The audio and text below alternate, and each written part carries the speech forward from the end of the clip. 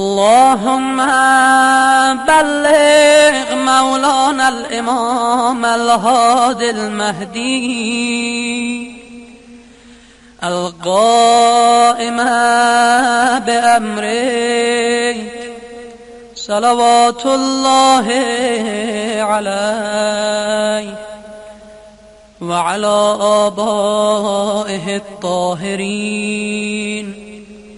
عن جميع المؤمنين والمؤمنات في مشارق الأرض ومغاربها، سهلها وجبلها وبرها وبحرها، وعني وعن والدي